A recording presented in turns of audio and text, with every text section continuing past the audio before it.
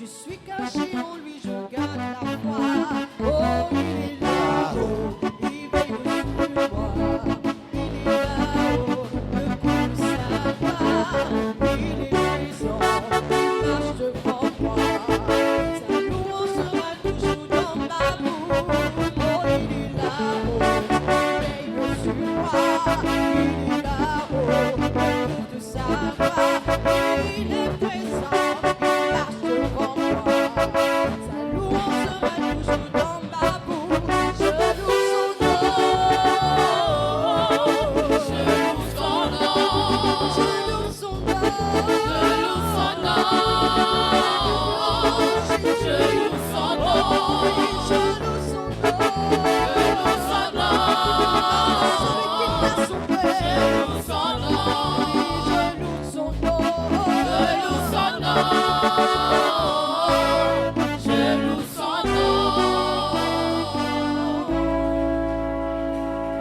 Seigneur, je loue ton nom ce matin.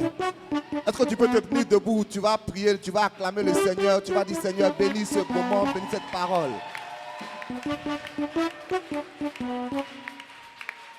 Le Dieu Tout-Puissant est de mon côté. Et je sais que je peux marcher dans la victoire. Seigneur, bénis ta parole. Bénis ce moment. Fais-nous du bien. Enseigne-nous.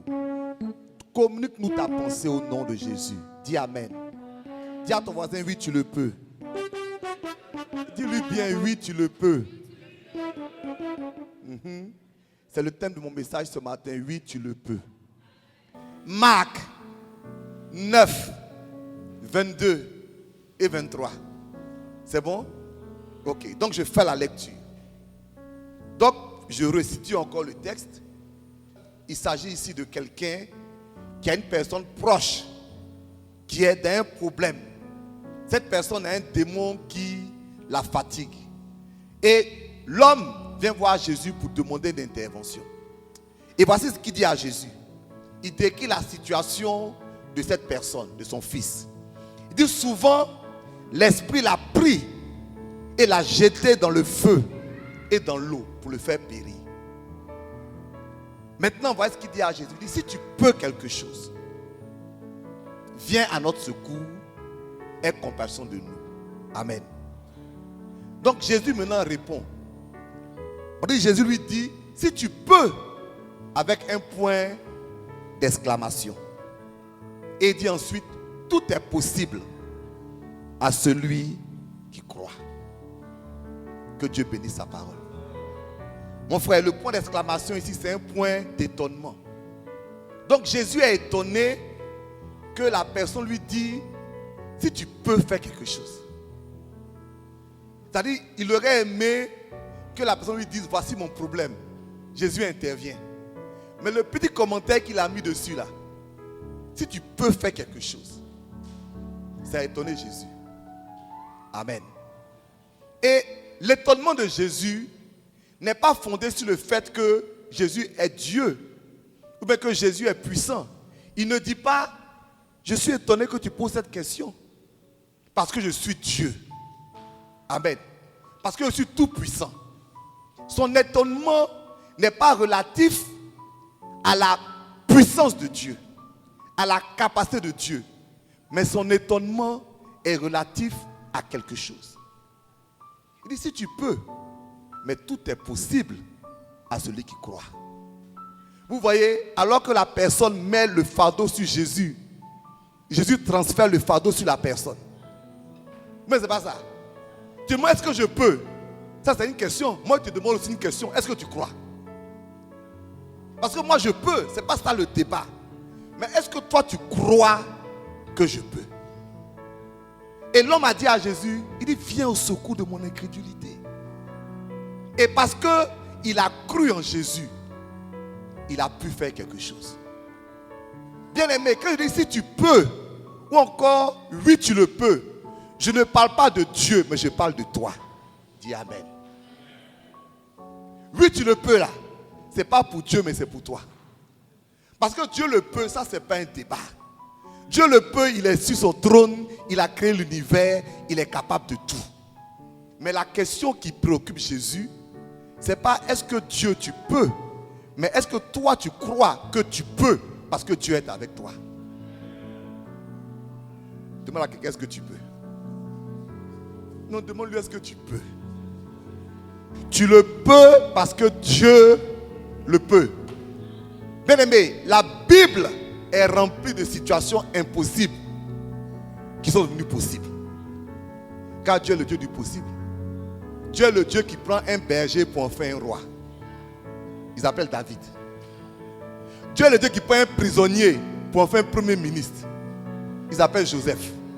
Dieu est le Dieu qui prend une fille qui est veuve et étrangère pour la donner au meilleur mari de la ville. Elle s'appelle comment? Elle s'appelle Ruth. Dieu est le Dieu qui prend un assassin pour en faire un prédicateur. Il s'appelle Paul. Dieu est le Dieu du possible. C'est-à-dire, tu prends une situation, tu ne peux pas savoir comment ça va tourner, mais Dieu fait tourner cette situation en ta faveur. Ce matin, il veut quelqu'un dise tu le peux. Moi, vous savez, j'ai appris à marcher avec Dieu. Quand j'ai compris que Dieu est le Dieu du possible. Et j'ai compris, vous savez, il a dit le juste vivra par la foi. Donc la foi ou encore la confiance en Dieu n'est pas un événement, c'est un style de vie. C'est pas j'ai la foi parce que je veux me marier. C'est pas j'ai la foi parce que je veux l'argent. Parce que c'est pas j'ai la foi à mon miracle. J'ai la foi en Dieu. Et ce Dieu-là, tous les jours, je lui fais confiance. C'est ma façon de vivre. Quand je suis arrivé pour former les étudiants à IMIE, je leur ai dit, on va construire le poulailler. Et Stan est là, comme c'est sa promotion. Il y a quelqu'un qui lui dit, non, on ne sait rien faire. Et il a dit le mot suivant. Il dit, Daddy, ce que tu nous demandes là, c'est impossible. Il dit, ok, on verra. Peu de temps après, on a construit le poulailler. Et quand on a construit, je les ai convoqués. Il dit, à partir d'aujourd'hui, vous allez enlever le mot impossible de votre dictionnaire. C'est impossible là, barrez ça. Il n'y a pas de c'est impossible avec Dieu. Tout est possible avec Dieu. Dieu est le Dieu du possible. Dieu est le Dieu qui est capable de faire au-delà, au-dessus de ce que tu peux penser ou imaginer. Lorsque nous construisions la route, notre temple à Cocody, on a envoyé un ingénieur. Il a regardé la route. Il a fait tous ses calculs. Ingénieur en TP, je le connais, il est très fort. Moi, je ne connais rien. Et il m'a dit, pasteur, ce que vous voulez faire là, c'est impossible. C'est le mot, il a dit, c'est impossible. J'ai prié la nuit, j'ai dormi. Il dit, Seigneur, est-ce que c'est impossible? Dieu m'a dit, c'est possible. Alléluia. Et j'ai dit aux gens que là, j'ai dit, on va faire ça. Pas parce que je comptais sur ma force, non sur mon intelligence, mais sur le Dieu du possible. Quand on a fini la route, car la route est là jusqu'à présent, je n'ai même pas le temps de vous dire comment Dieu a commencé à faire des miracles parce que j'ai cru en lui. Tu sais, quand tu crois au Dieu du possible, Dieu te donne des possibilités. Vous savez ce que je veux dire? Tu as cru au Dieu du possible. Comme tu as cru en lui, Dieu te donne des possibilités. Vous savez, souvent, on pense que le miracle, c'est que je me lève matin, c'est-à-dire j'ai dormi le soir, le matin, la route est là. Ce n'est pas ça le miracle. Ça, c'est un miracle. Mais il y a le miracle où Dieu, parce que tu as cru en lui, chaque jour, il ouvre une porte particulière. L'autre, il ouvre une autre porte particulière. À la fin de la journée, l'impossible devient possible. Je veux parler de la vie de quelqu'un ce matin. Que Dieu te donne des possibilités. Que Dieu ouvre des portes. Sache que Dieu est le Dieu du possible. Et que ce soit instantanément ou petit à petit, si tu crois en ce Dieu-là, il va agir dans ta vie. Donc le Dieu du possible a commencé à travailler. Alléluia. On a commencé à faire la route. Il y a un frère qui était avec nous, qui travaille dans une cimenterie. Il me dit, pasteur, moi je n'ai pas bon ciment pour travailler. Mais le ciment que j'ai là, quand on finit de faire le ciment, il y a le reste qui reste dans le silo là, ça dit on jette. Est-ce que tu peux utiliser ça? Moi je ne suis pas ingénieur. J'ai dit oui. Je pensais que c'était un ciment comme les autres. Ils ont envoyé. Mais seulement, on ne peut pas construire une maison avec ce ciment-là. Mais ce ciment-là est parfait pour construire une route. Mais quand tu mets le ciment en question, que tu le mouilles, il devient dur comme du béton. Ce ciment, on l'a mis il y a 10 ans. C'est ça qu'on est sur la route jusqu'à présent. Je n'avais pas tracteur, je n'avais pas ciment. J'avais confiance au Dieu du possible. Et le Dieu du possible a fait ça pour moi. Et il peut le faire pour toi. Apprends à avoir confiance en Dieu. Quelles que soient tes circonstances, quel que soit ce que tu traverses. Dis avec moi, tout est possible. Oui, tu peux. Oui, tu peux avoir du travail. Oui, tu peux te marier. Oui, tu peux avoir une vie de bénédiction. Oui, tu peux changer. Oui, tu peux être transformé. Oui, tu peux. D'ailleurs, tu es chrétien parce que tu peux.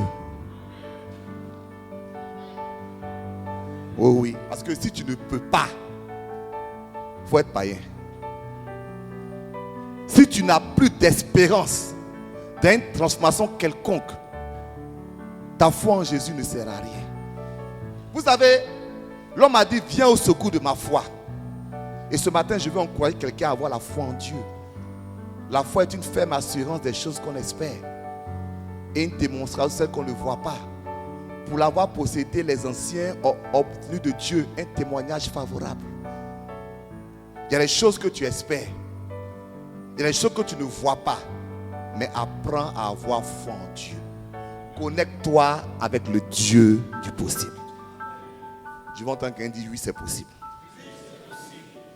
Je ne veux pas que ce soit une formule. Je veux que tu dises de tout cœur oui, c'est possible. Pense à ce que tu pensais impositif. Oui, c'est possible. Hey, je ne t'entends pas bien. Quand tu as dit ça là, tu as fait 3 quarts du chemin. Dieu va faire le quart avec toi. Le mot possible m'a fait penser à 8 choses que je veux partager avec toi ce matin, qui vont rendre l'impossible possible dans ta vie. J'ai marqué possible. Il y a 8 lettres dans possible. Si tu veux que les choses soient possibles, le premier P, c'est la prière. Dis amen. Oui, c'est la prière. Si tu veux que les choses soient possibles, le O, c'est l'obéissance. Ça, c'est vrai. Si tu veux que les choses soient possibles, le S, c'est sors de tes limites. Si tu veux que les choses soient possibles, le deuxième S, c'est sois patient. Si tu veux que les choses soient possibles, le I, c'est pour installer dans ton cœur une mentalité de vainqueur. Si tu veux que les choses soient possibles, le B, c'est brise les oppositions. Si tu veux que les choses soient possibles, le L, c'est lis la parole. Et si tu veux vivre dans le possible, le E, c'est efforce-toi de vivre une vie selon Dieu. Est-ce qu'on peut aller ensemble? P, prie. O, obéissance. L, et donc S, sortir de ses limites.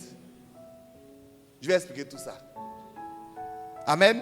Le deuxième S, c'est sois patient. Le I, installe ou bien instaure une mentalité de vainqueur. Le B, brise les oppositions. Le L, lis la parole. Et le E, efforce-toi de vivre selon Dieu. Ok. Je peux y aller? On va compter comme prière. Matthieu 21, 22. Tout ce que vous demanderez avec foi par la prière, vous le recevrez. Donc la foi n'est effective que par la prière. Dis Amen. Dis Amen. Si tu ne pries pas, tu n'auras pas la foi.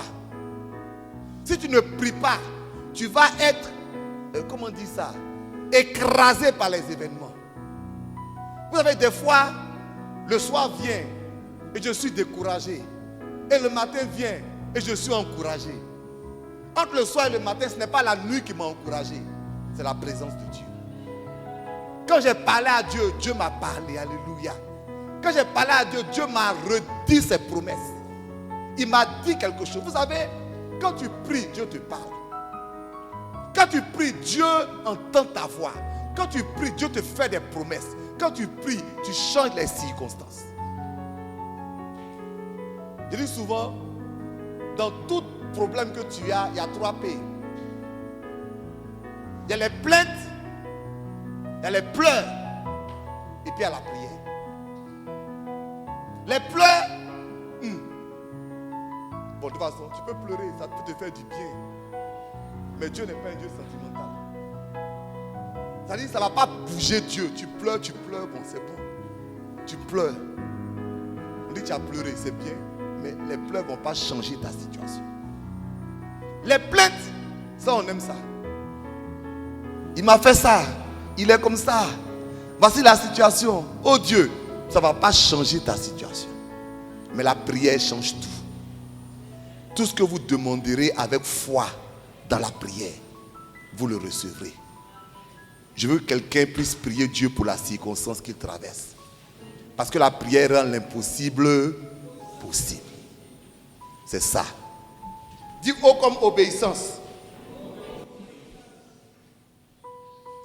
Chers amis, quand tu pries, Dieu va te dire ce qu'il faut faire. Toujours. Dieu va te montrer un chemin. Dieu va te donner une indication. Vous savez, notre problème, c'est que cette indication demande un sacrifice et on ne veut pas le faire. Alléluia. Il y a des gens qui veulent que le foyer soit béni, mais n'ont pas envie de demander pardon. Il y a des gens qui veulent avoir une promotion au travail, mais ne veulent pas travailler. Chaque fois que Dieu veut te bénir, il va te donner quelque chose à faire. Il va dire, je vais te bénir mon fils, je vais te bénir ma fille, mais voilà ce que j'attends de toi. Si tu veux rendre l'impossible possible, après être obéissant. Alléluia. Je suis dans cette église parce que je suis obéissant. Alléluia. Je m'explique. J'étais pasteur, du moins je suis pasteur, puisque pas encore, d'une assemblée de certaine taille. Alléluia. Humainement parlant, j'aurais pu me rassasier de ça. J'aurais pu consolider sur ça. Mais Dieu m'a dit, je veux que tu partes. Et je veux que tu ouvres une nouvelle assemblée. Et vous savez pourquoi je crois que cette assemblée va grandir? Pas à cause de mon intelligence. Pas parce que de ma force. Mais à cause du fait que j'ai obéi à Dieu. Et Dieu bénit ceux qui lui obéissent. Quand il sait qu'il est en train de faire ce qu'il a demandé de faire, tu vas voir que la grâce particulière va t'accompagner.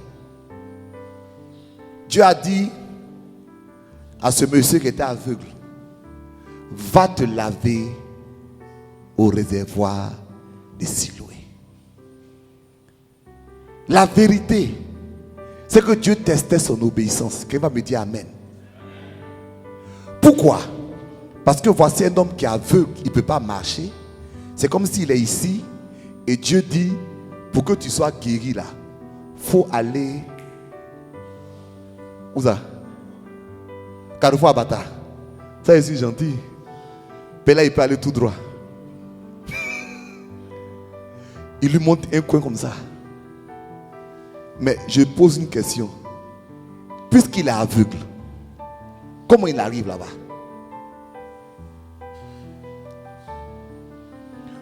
Pourquoi est-ce que Jésus ne le guérit pas sur place? Pourquoi est-ce qu'il lui dit va quelque part? Mais la foi de ce monsieur-là a fait qu'il était prêt à obéir, ma soeur. Est-ce que tu suis? Tu vois? Je ne sais pas comment il a fait, hein? Mais il a dû prendre quelqu'un sur la route. Il dit, il faut m'accompagner, pardon. On dit, je dois aller où ça? On dit, Jésus dit d'aller au réservoir de Siloé. Allons-y ensemble. Qui est l'aveugle entre nous? Qui est l'aveugle? C'est toi. Bon, ferme les yeux alors. Et puis marche avec moi. Tu vois? Quand tu marches avec moi, tu ne sais même pas où tu vas. Est-ce que tu sais où tu vas? Mais tu veux obéir à Jésus. Alléluia. Quand tu marches avec moi, tous ceux qui sont autour de toi sont en train de se moquer de toi. Parce qu'ils se disent, mais l'aveugle est devenu fou. Il était aveugle, où il va? Il marche sur moi. Il marche sur moi. Mais quand il va arriver là-bas, il y a un miracle qui va l'attendre. J'ai une parole pour quelqu'un ce matin. Tu as prié pour quelque chose. Dieu t'a demandé de faire quelque chose qui est difficile. Tu es sur ce chemin-là, c'est compliqué. Les hommes se moquent de toi. Tu sembles te décourager. Tu sembles... Oh, tu sais, quand tu es comme ça, que tu es l'aveugle, que tu marches sur la route de Siloé, tu as toujours l'impression que Dieu est injuste. Ou bien pourquoi est-ce que Dieu est injuste?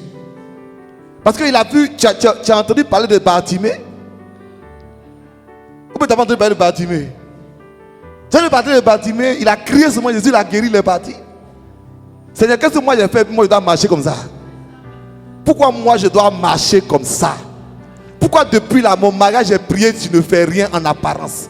Pourquoi alors que tout le monde a travaillé, toi, moi, il y a quelque chose, je te dis, hein? Pourquoi est-ce que j'insiste comme ça ce matin?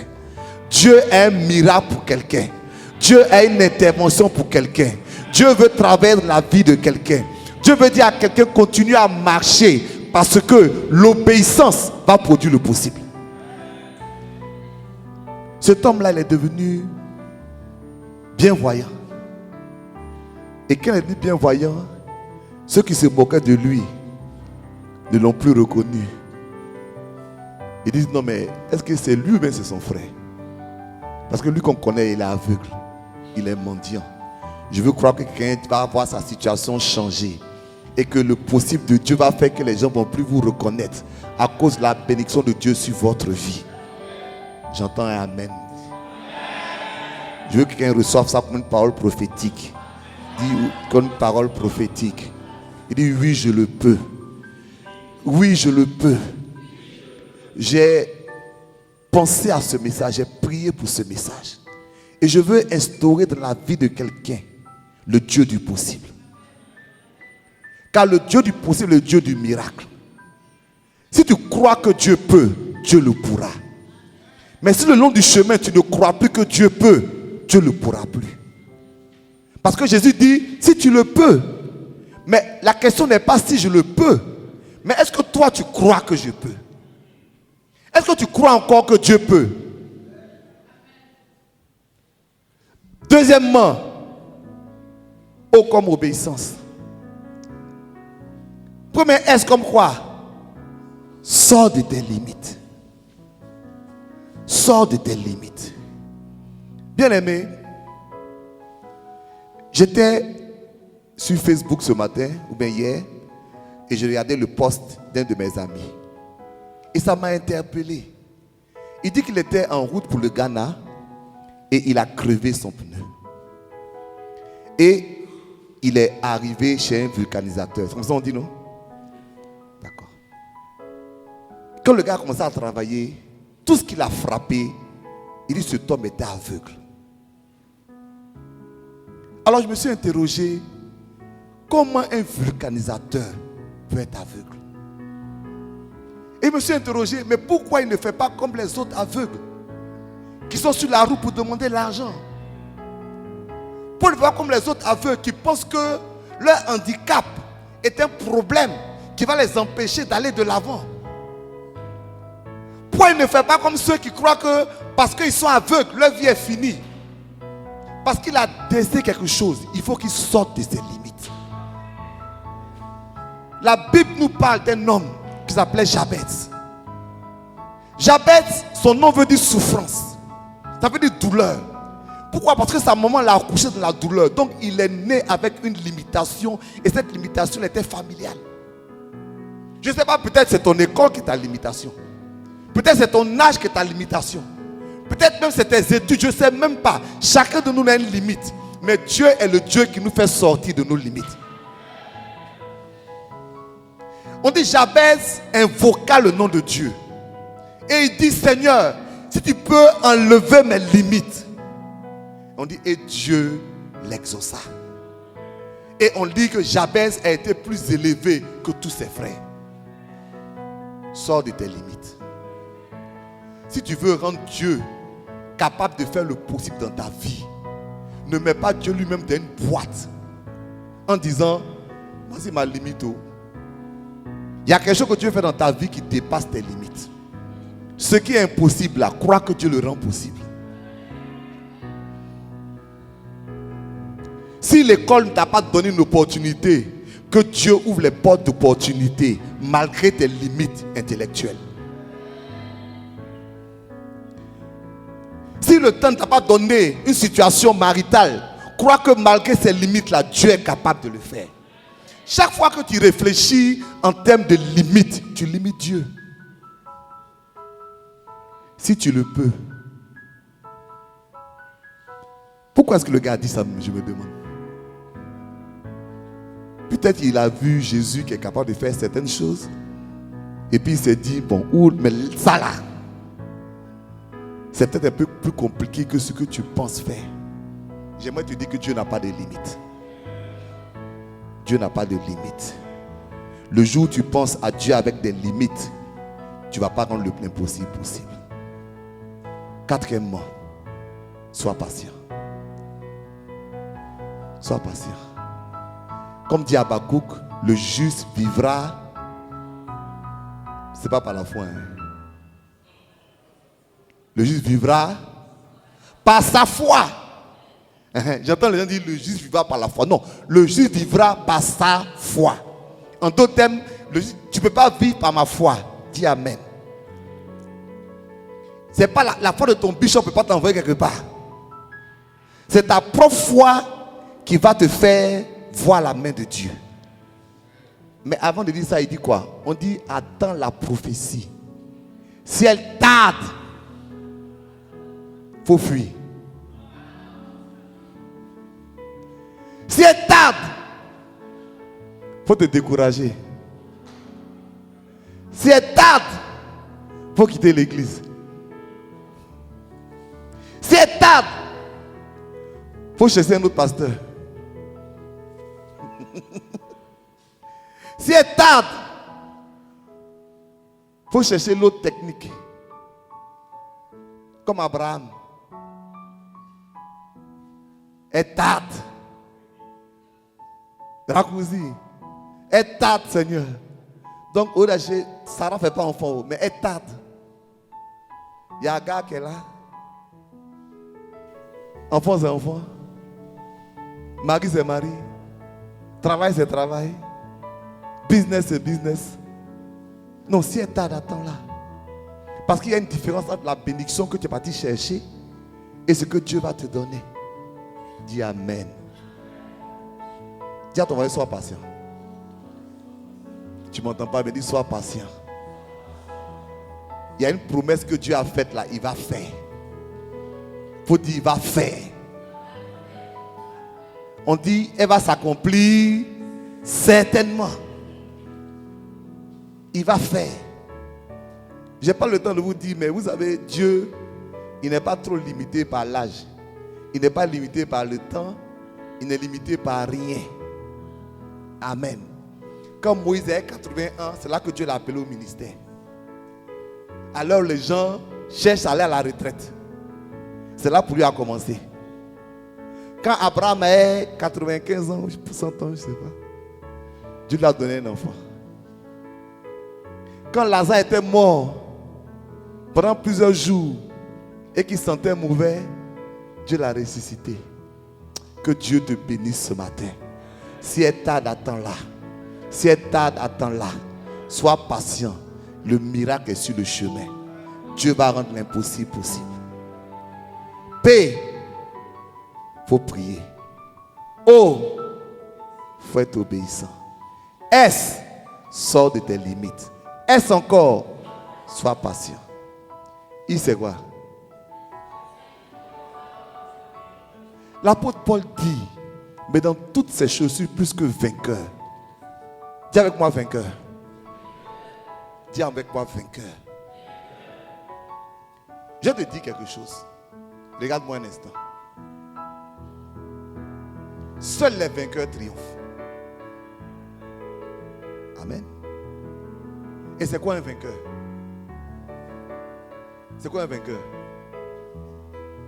Quelqu'un? Non, c'est quoi? Voilà, c'est un vainqueur, c'est quelqu'un qui a gagné un combat. Alléluia. Un vainqueur, c'est quelqu'un qui a gagné un combat. Donc, il n'y a pas de vainqueur sans combat. Amen. Donc, avoir la foi ou bien croire que le Dieu est le Dieu du possible, ce n'est pas croire que tu n'auras pas de combat. Ce n'est pas croire que tu n'auras pas de difficultés. Ce n'est pas croire que tu n'auras pas de challenge. Ce n'est pas croire que tu n'auras pas des choses qui vont t'éprouver. Être vainqueur, c'est savoir que quel que soit le combat, je ne serai pas celui qui va abandonner. À la fin du combat, c'est moi qui serai là.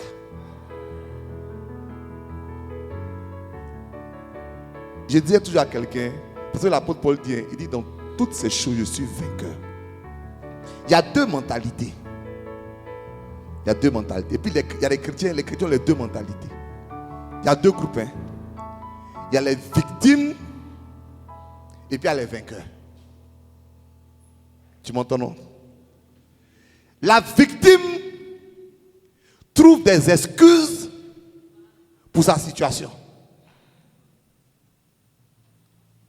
Si ça m'arrive, c'est à cause de mon papa. C'est à cause de ma maman. C'est à cause du président de la République. C'est à cause du pouvoir en place. Amen. Il y a un homme de Dieu qui disait qu'il est parti voir quelqu'un, il était aux États-Unis. Il lui a dit comment ça va, tout ça. Donc il a expliqué une histoire. Et puis le gars dit, oui, tout ça là c'est George Bush. Il a dit, aïe. Aïe. Tout ça c'est George Bush. Qu'est-ce que George Bush a fait dans ta situation? Il a fait quoi? La victime pense toujours que, en tout cas, ça ne va pas bien chez lui parce qu'il y a quelque chose. Et la victime prend ce quelque chose-là comme une excuse. Il faut dire amen, pardon. Je vais te présenter une victime dans la Bible. Cette victime-là, c'est un homme qui est assis sur un lit depuis 38 ans. Il est victime de la vie. Jésus lui demande, est-ce que tu veux être guéri? Il parle comme une victime. Pourquoi? Parce qu'il va parler de tout le monde, sauf de lui. Il dit, regarde, il dit, quand je veux rentrer dans l'eau, qu'est-ce qui se passe? Il dit, quelqu'un doit prendre ma place. Donc, si je suis paralysé, c'est à cause de qui? C'est à cause de quelqu'un d'autre. Mais où il est encore plus victime, plus que tout, le langage de la victime, c'est que non seulement il dit que, et puis maintenant il a le culot de dire à Jésus, il dit, il n'y a personne pour me pousser. Yeah. Ça dit, toi tu es assis, on n'a qu'à te pousser. Et c'est le langage de la victime. Si je n'ai pas de travail, c'est parce que je n'ai pas aucun où placer. Si mon mariage ne va pas bien, c'est à cause de ma belle-mère. Belle-mère Yacoub. C'est vrai, elles sont bizarres des fois, mais on ne peut pas tout mettre sur elles. C'est vrai, c'est faux. C'est vraiment c'est faux. Il y a un gars un jour, il a fait un accident. Il vient, il dit vraiment, aujourd'hui c'est une mauvaise journée. On dit pourquoi? On dit ma belle-mère a pris ma voiture, elle a fait accident avec ma voiture. La voiture est complètement bousillée. Il dit, hé Yako. Il dit, mais c'est pas le pire. Il dit, c'est quoi? Il dit, un malheur n'arrive jamais seul. Elle s'en est sortie.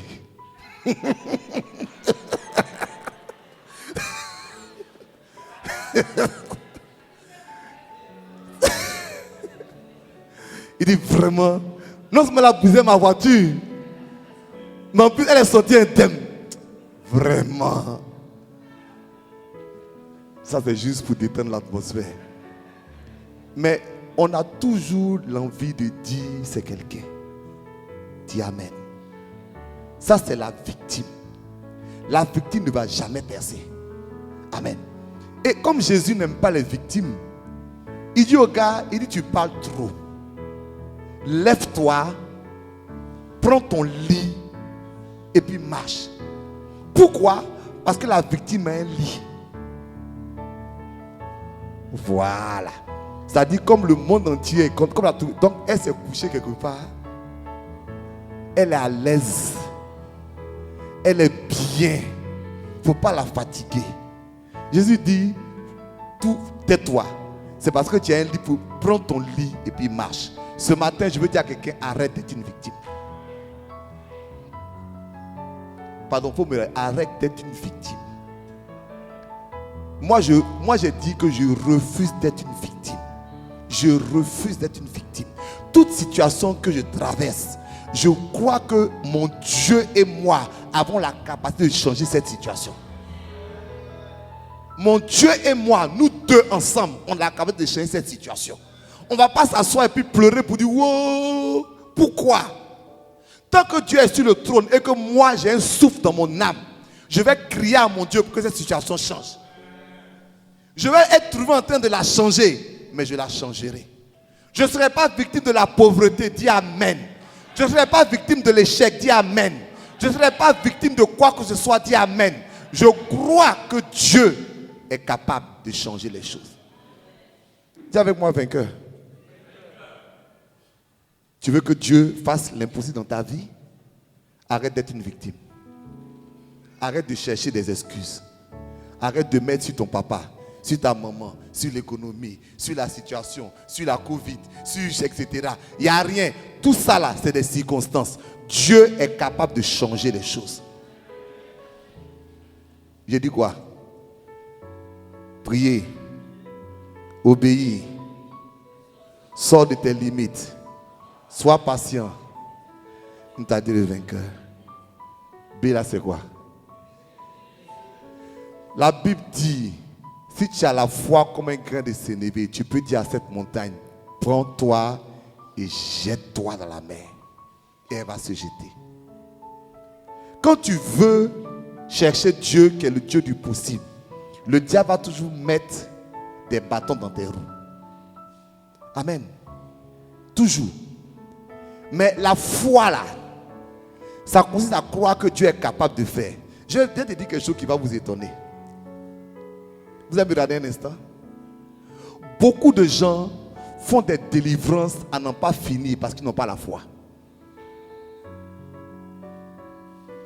Si tu n'as pas la foi, on va chasser l'esprit pendant 20 ans. Ça ne va rien faire. Dis Amen.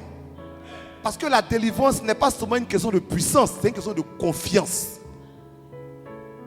Il dit, si tu as la foi, dis à cette montagne. Donc il y a des choses qui vont se déplacer. Ce n'est pas parce qu'on va forcément crier sors. C'est parce que tu vas croire que Dieu va faire. Célibat, tu as une montagne. Prends-toi et puis jette-toi dans la mer. Pauvreté, tu as une montagne. Prends-toi et puis jette-toi dans la mer. J'aime le combat, mais j'aime me tourner vers Dieu pour le combat que vers le diable pour le combat. Est-ce que je parle là? C'est vrai, pasteur. Les chrétiens sont plus concentrés sur ce que le diable les empêche de faire que sur ce que Dieu va leur permettre de faire. C'est ça. C'est comme tu joues au foot. Tout ce que tu veux, c'est être en défense. Mais tu ne vas jamais gagner. Il faut aller en attaque un jour, tu as marqué but. Dieu est capable de faire au-delà de ce que tu peux penser ou imaginer. On ne va pas prier toute ta vie contre les liens de famille. À un certain moment, crois que ces liens sont derrière toi et aie confiance en Dieu pour te bénir. On ne va pas prier toute ta vie contre le célibat. Crois que c'est derrière toi et aie confiance en Dieu pour te bénir. On ne va pas prier pour ta vie contre la pauvreté. Il y a un certain moment où tu dois dire, j'ai foi Seigneur, que tu m'as touché, que tu m'as visité et je veux aller avec toi. Brise les oppositions. Tu veux rendre l'impossible possible? Quel est le prochain point? Ah, lis la parole. Parce que la foi vient de ce qu'on entend. Et ce qu'on entend vient de la parole de Dieu.